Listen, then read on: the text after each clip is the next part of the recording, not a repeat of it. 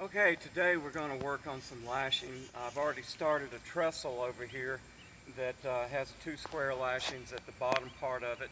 And when you look at these spars, there's a skinny end and a fat end. And as you move in closer here, you can see that the fat end is called the butt, and then the top of it's just the top of the spar.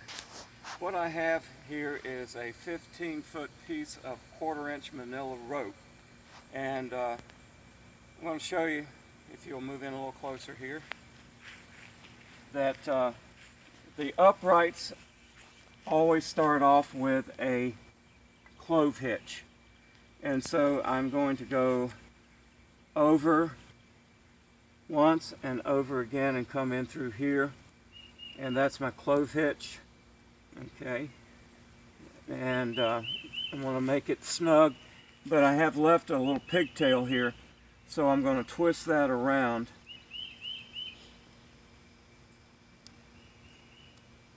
And then I'll start the process of the lashing.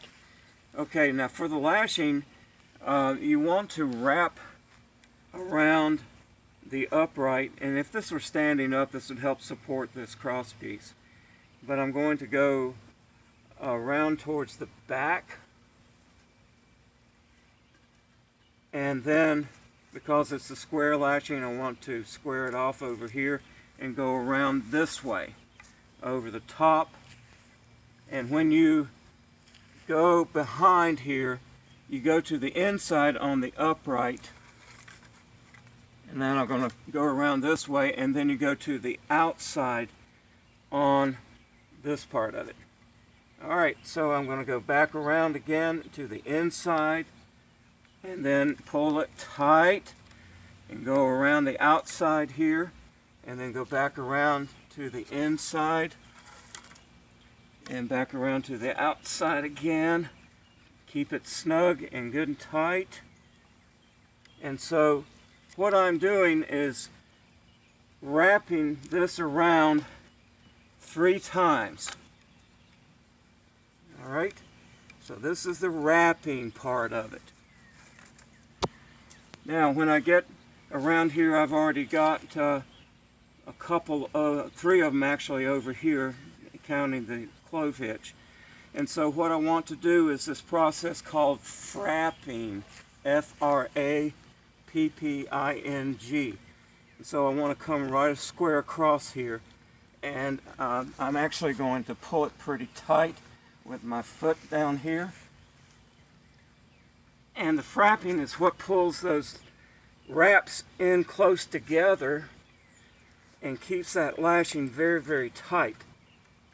Okay, so I'm going to go around twice with the frapping. And there's a little ditty that you say, you wrap it thrice, which is Old English for 3 times. And then you frap it twice to tighten it up. Now, when I get to this point, I don't want any of the tension to get lost, so I'm going to put my finger here, and I'm going to do a clove hitch. So actually, a clove hitch is 2 half hitches on a spar. If you tied it on a rope, it would be 2 half hitches, but I'm going to go, make sure I get it good and tight here. I'm going to go around and through, keep it tight. And make that knot good and tight here.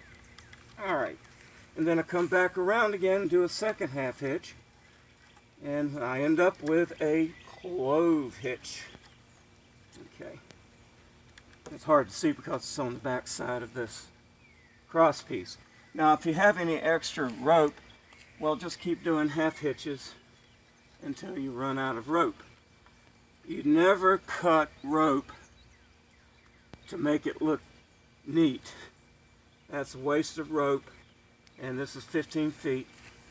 How do you know how much rope to get?